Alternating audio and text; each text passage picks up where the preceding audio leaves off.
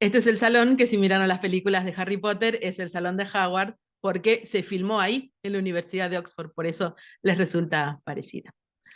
Bueno, en la época de Dawson no se requería que los estudiantes residentes en esta iglesia, escuela, en la Christ Church, asistieran a clases o se reunieran con tutores. Esto es una peculiaridad. Sin embargo, sí se les exigía que tomaran cierta cantidad de comidas en ese salón, rodeada de todos los profesores y las luminarias que había. Ese era el requisito para graduarse. El gran salón se veía como una especie de sala de espera, donde los estudiantes universitarios tenían que permanecer hasta que estuvieran lo suficientemente preparados para un examen oral ante un panel de tutores. A los candidatos exitosos se les otorgaba el título de posgrado y iban a entrar a lo que se considera, en estos términos, los jardines de la academia. Ahora vamos a Alicia, en el País de las Maravillas. Ella se presenta a un espectáculo comparable, ya que, bueno, se veía obligada a estar en este salón, está esperando. Ella tiene que consumir una cantidad necesaria de comidas antes de usar la llave dorada para llegar a su meta, que es el jardín. Bueno, vamos al tema de la cortina. ¿Por qué puso Carroll? ¿Por qué una cortina ahí frente al jardín? Como clasista y matemático, Carroll ha creado una sala de iniciación en el País de las Maravillas, comparable a la del más antiguo culto de matemáticos, los pitagóricos. Esto explica el significado simbólico de la puerta con cortinas de la sala. Los pitagóricos tenían dos categorías de seguidores: exotérica y esotérico. Quiere decir, delante de la cortina y detrás de la cortina.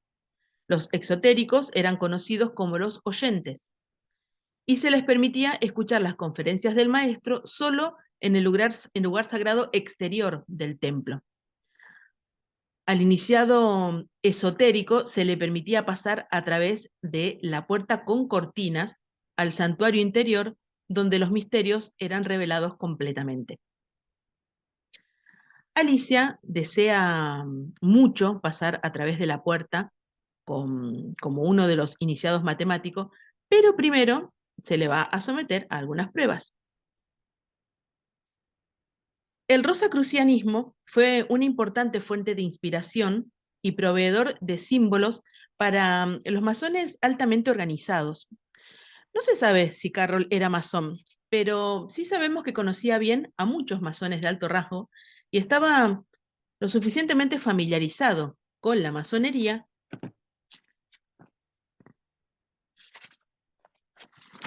como para integrar los simbolismos a su historia. Lo hace de una manera, obviamente, algo disfrazada.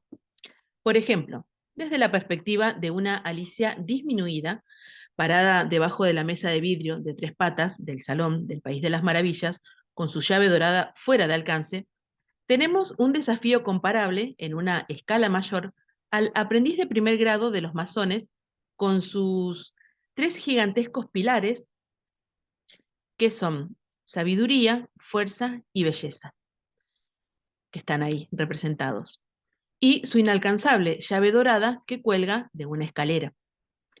A Alicia le preocupa mucho el tamaño y la proporción, como vimos.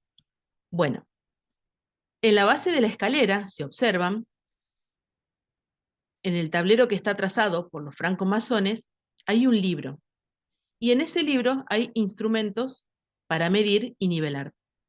También allá atrás hay 2 bloques de piedra, uno en bruto y el otro en perfecto estado. En el lenguaje simbólico de la fraternidad, la escalera representaba el ascenso a los misterios de la masonería. Este ascenso se logra a través de un proceso, paso a paso, por el cual la piedra tosca, que sería el aprendiz, se transforma en piedra tallada. Alicia está pasando por un proceso similar paso a paso, proceso de aprender a calibrar medidas y proporciones. Las 3 figuras femeninas, no logro sacar este cursor, pero bueno. Las 3 figuras femeninas que aparecen ahí son esperanza, fe y caridad. 3 virtudes que tanto Alicia como el iniciado requieren para acceder a la llave de oro. En el centro del tablero de trazado, sobre el pilar de la sabiduría, vemos el símbolo más famoso de la masonería, el ojo que todo lo ve. Este símbolo representa al gran arquitecto del universo. Y en El País de las Maravillas, Carroll usa un truco, digamos, que es su manera de introducir el ojo que todo lo ve en el jardín. Cuando Alicia es demasiado grande para pasar por la puerta, ¿qué hace? Con su ojo espía por la cerradura. Era todo lo que podía hacer, dice, acostada de lado, para mirar hacia el jardín con un ojo. Bueno, vamos a avanzar. Vamos al capítulo 2, que es el charco de lágrimas. Después de no poder alcanzar la llave dorada en la mesa porque era demasiado pequeña, Alicia pensó que podría remediar la situación comiendo un poco del pastel que tenía ahí en esa caja de cristal. Pero para su asombro, porque acá nada de lo que ella piensa sucede, crece demasiado y su cuello se estira un montón. Un detalle curioso es que hay unas chimeneas en el gran salón de la iglesia, que ahora se los quiero mostrar, que tienen la misma forma con la que queda Alicia. Son cabezas de doncellas con cuellos muy alargados, y las ilustraciones tanto de Tenniel como de Carroll, perdón, tienen un parecido impresionante. Son así. Alicia la hacen de esta manera. Bueno, Alicia intenta sacar lo mejor de esta altura, ya que después de todo ahora puede agarrar la llave y abrir la puertita. Sin embargo, aparece otro obstáculo. Es demasiado grande para nada. No puede pasar por esa puertita. No hay forma. Entonces, frustrada, esta Alicia de casi 3 metros comienza a llorar y llora tanto y tanto que las lágrimas fluyen por el pasillo y provoca una inundación tan grande que cuando después logra otra vez modificar su tamaño y reducirse, bueno, se ahoga en este río. Esto simboliza a la diosa Isis, conocida como la que llora y cuyas lágrimas son la fuente del río Nilo. Alicia dice, ojalá no hubiera llorado tanto mientras nadaba tratando de encontrar la salida. Supongo que ahora seré castigada por ello, ahogándome mis propias lágrimas. Eso será algo extraño, sin duda. Sin embargo, dice, todo ha sido raro hoy. En ese momento, escucha algo chapoteando, lejos. Al principio ella piensa en algún animal, en una morsa, un hipopótamo. Después recuerda lo pequeña que es y se da cuenta que quien está chapoteando cerca de ella es un ratón. El candidato más probable en el ambiente filosófico para el ratón sería Heráclito, de Éfeso. Él era conocido como el filósofo que llora, y el tema de un famoso epigrama dice, entre los sabios, Heráclito fue alcanzado por las lágrimas. El célebre filósofo era melancólico y lloraba sin cesar por las aberraciones que los hombres hacían. Entonces, tanto el ratón como Heráclito están llenos de lágrimas, lo que parece bastante apropiado si se tiene en cuenta que la teoría filosófica más famosa de Heráclito es la doctrina del flujo. Esta doctrina que anuncia que nunca podés bañarte 2 veces en el mismo río, o en realidad pisamos y no pisamos los mismos ríos, somos y no somos. Él sostiene que lo único que es eterno es que todas las cosas fluyen y se transforman, y que es exactamente lo que sucede en el País de las Maravillas.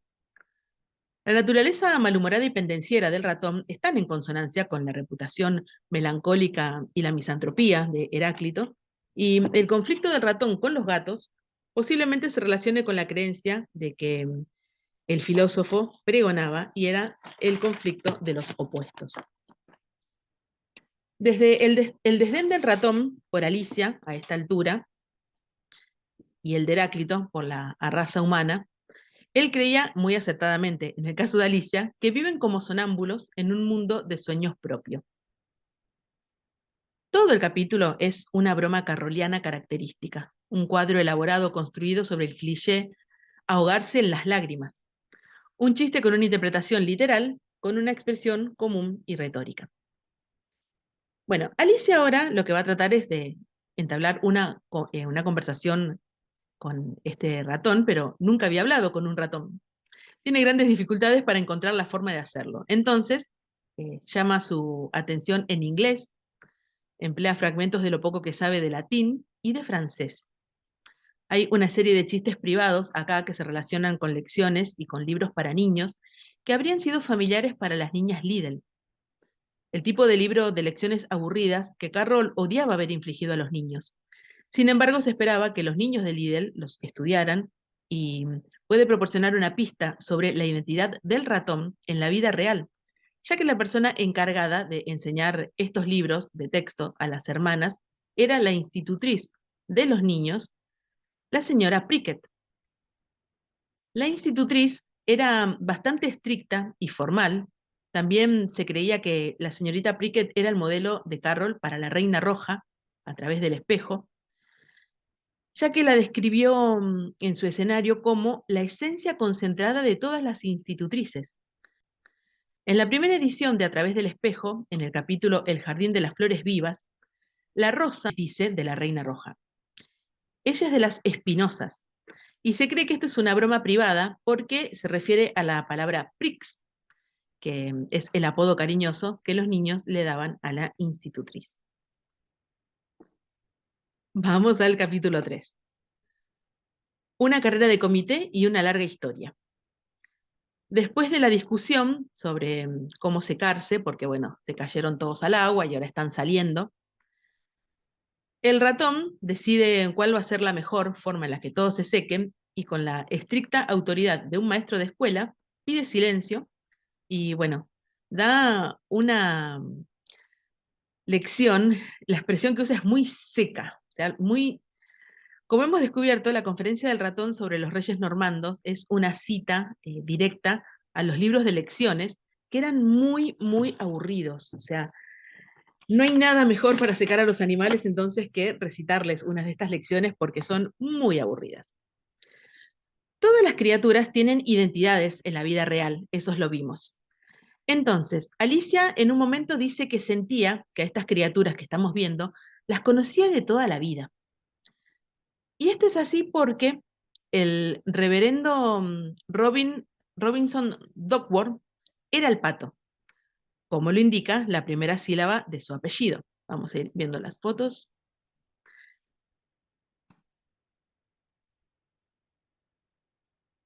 Dos eran sus hermanas, Lorina, que sería el lorito de la imagen anterior, y Edith, por cómo se pronuncia aguilucho en inglés.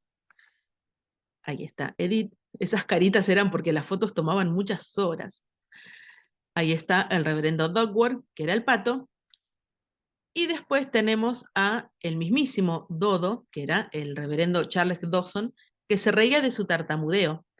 Él a veces al presentarse no era un hombre muy social y al tartamudear decía Dawson y por eso era el dodo, que es un pájaro extinto en 1680 y era el ave favorita de Carroll. Hay una prueba de esto que les estoy diciendo, porque hay una copia firmada de la edición facsímil de 1886 de las Aventuras bajo tierra, cuando Carroll le dedica al reverendo Robinson Duckworth, que recién les mostré, y dice, From the dodo, that the dog. Ya saben los que me conocen que el inglés no es lo mío. Bueno, vamos al nivel filosófico. Y estaba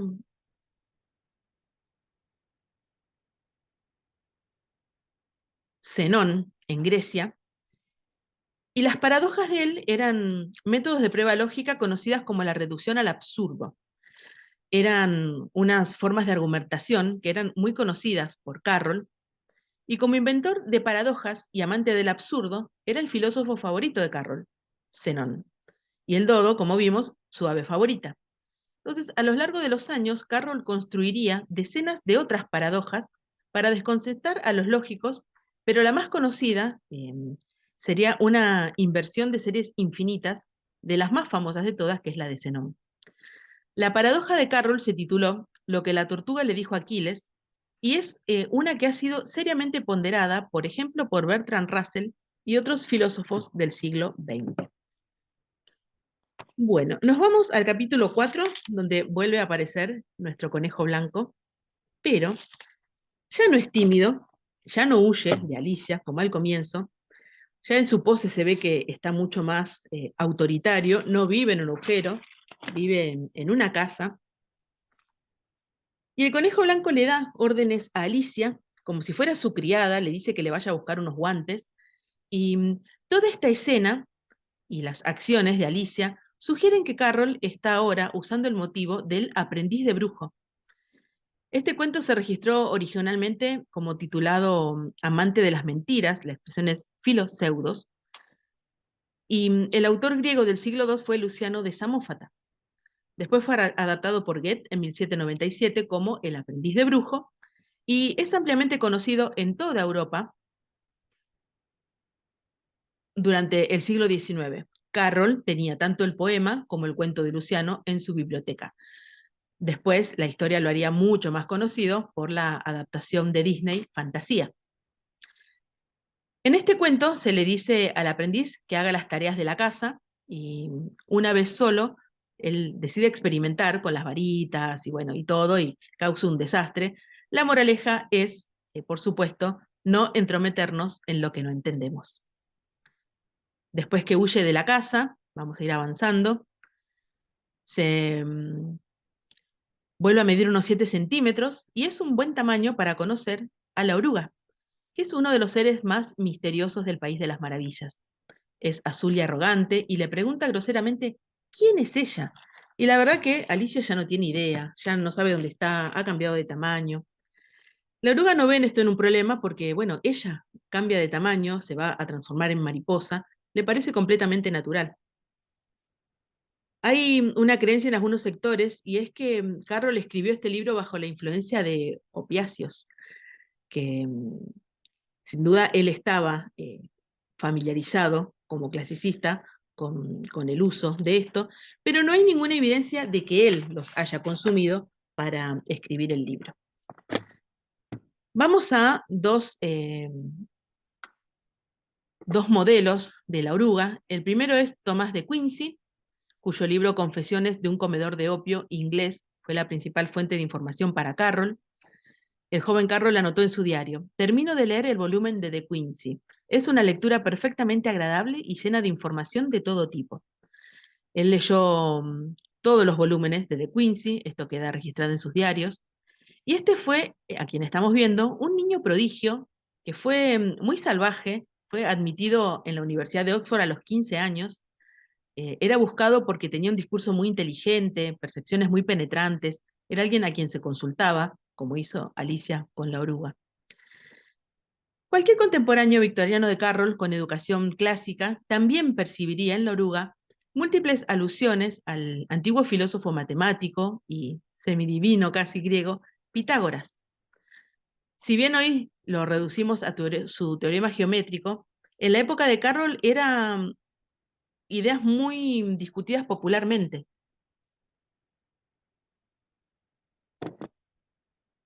Sus discípulos lo consultaban, era alguien muy, muy importante. Bueno, avancemos. Sabemos que con el hongo ella puede cambiar, depende de dónde coma, de tamaño.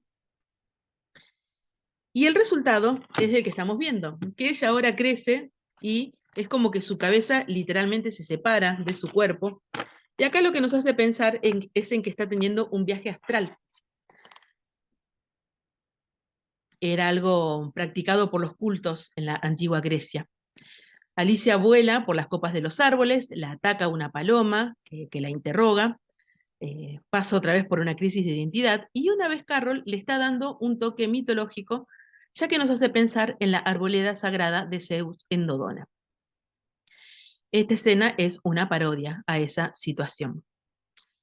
Alicia otra vez comienza a experimentar con porciones y bueno, alcanza un tamaño satisfactorio y cree que ha tomado un poco el control y puede avanzar. Y acá es cuando llegamos al capítulo 6, a cerdo y pimienta, que podría ser considerado como el oráculo de la cocina. Y Apolo, el dios del conocimiento, y su santuario en Delfos era el oráculo más respetado del mundo antiguo. Era la divinidad representada con mayor frecuencia en el arte, la arquitectura y la literatura de Oxford. Pitia era una profetisa del antiguo Telpo de Apolos que se sentó en un taburete de 3 patas, inhaló, como estamos viendo, los vapores de un gran caldero lleno de un fragante caldo de hojas de laurel y hierbas narcóticas. El caldero estaba atendido por la sacerdotisa de Hestia, que era la diosa del hogar, y estos vapores inspiraron a Pitia a hablar en lenguas, y tenía como unos ataques proféticos. En la cocina de las maravillas, si ven, la duquesa está sentada, en esta ilustración no se ve tanto, pero en otra sí, en un taburete de 3 patas, está inhalando los zumos y la pimienta de un gran caldero. El caldero está atendido por su cocinera, y estos vapores de humo y pimienta la hacen decir ciertos discursos disparatados y enigmáticos. Y vamos a ver cuál sería la contracara en Oxford de este lugar, que es la cocina de Oxford, porque era uno de los edificios más antiguos, la gran cocina del Christ Church, y durante la mayor parte de su historia tuvo una enorme chimenea en la que cocinaban cerdos enteros, y al igual que la cocina de la duquesa, estaba mal ventilada y llenaba todo de humo. Vamos a avanzar y vamos a ver cuando aparece el gato de Cheshire, quién puede ser. El gato de Cheshire fue el reverendo Edward Pusey, que fue un hebreo, el profesor de hebreo, mentor y mecenas de Carroll, fue un eclesiástico y político del ultraconservadurismo en Oxford, y así como el gato de Cheshire era el gato de la duquesa, Pusey estaba nominalmente bajo la autoridad de la duquesa de Oxford. Su sonrisa es como una catenaria, lo recordarán también de la película, y esta autoridad de la iglesia pertenecía a lo que se llamaba la catenaria patrística. Entonces, como matemático, Carroll habría estado familiarizado con el otro significado de la catenaria que surge de la sonrisa del gato. Ahí lo tenemos sonriendo. En la mitología, el gato sería la esfinge. La esfinge también estaba parada en un cruce de caminos y interrogaba, como hace el gato, a Alicia. Vamos a avanzar a la merienda, que es la merienda de locos. Hay muchas similitudes que las vamos a pasar por alto. Ahí se la ve como un té socialista por las alusiones a los miembros del partido, té y teosofía por personajes reconocibles, y también mucho diálogo de lógica. Pero lo que más me gustó fue a nivel mitológico, ya que lo equipara con 3 antiguas bacanales grecorromanas. Era un festival celebrado en honor al dios del vino y de la locura, pero en el mundo subterráneo, la liebre de marzo, el sombrerero loco y el lirón, en lugar de beber vino, y beben té. En lugar de comer carne humana cruda, comen rebanadas de pan con manteca.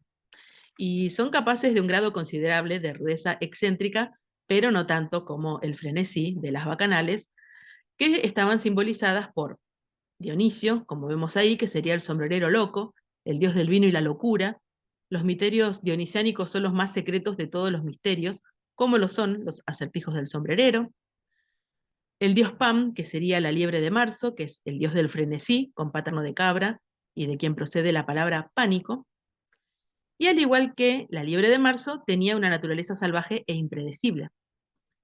Después tenemos a Ceilenos, el dios de la embraguez, que es el lirón, sería este, ya que tenía una nariz chata, o sea, el aspecto es similar, y también como el lirón, a veces se quedaba dormido, tenían que despertarlo para entretener a los invitados.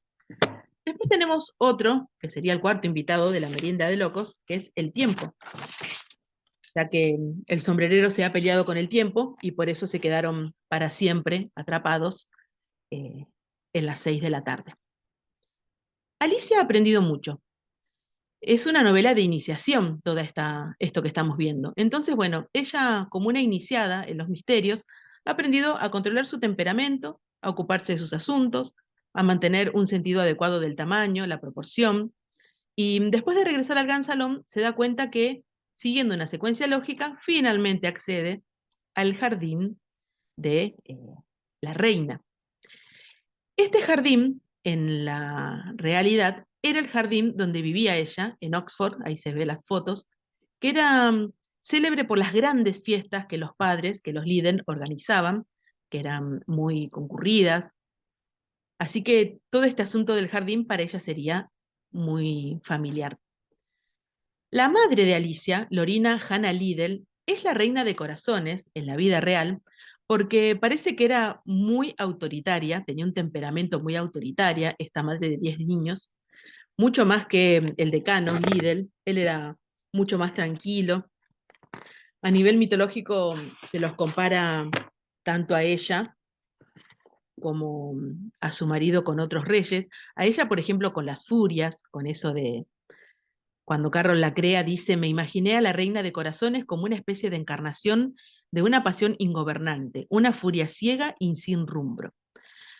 La reina de corazones del País de las Maravillas sería la reina de las furias. Bueno, vamos llegando al final. La, la duquesa en un momento se le acerca, Alicia se la saca de encima porque es media pesada, y ahí se encuentra con la falsa tortuga y el grifo. Estos también tienen un simbolismo en la mitología.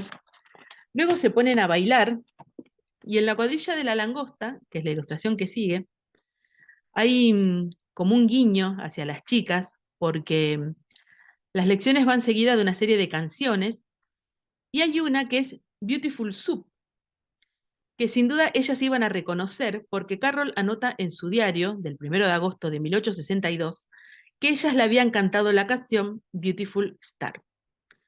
Bueno, ya vamos terminando porque ahora llegamos a los reyes, el juicio de quién robó las tartas, y en este caso los reyes son tanto Hermes como también está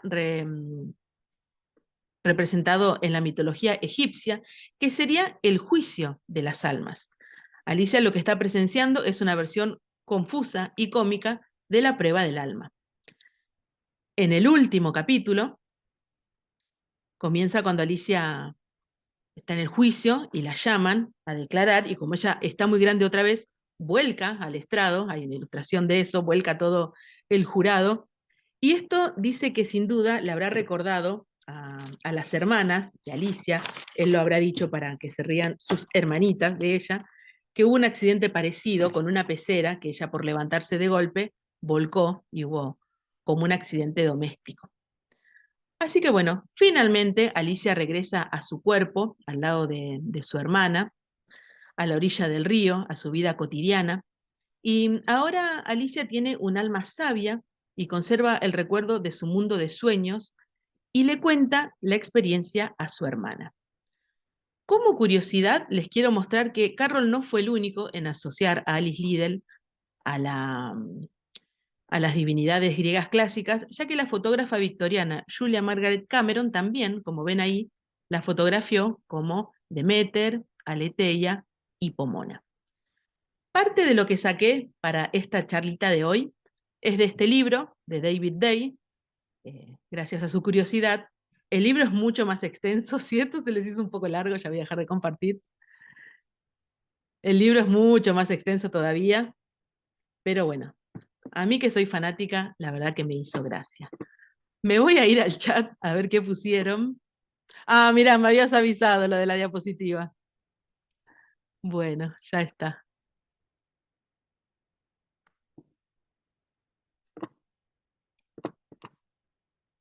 Bueno, muy bien, espero no haberlas perdido.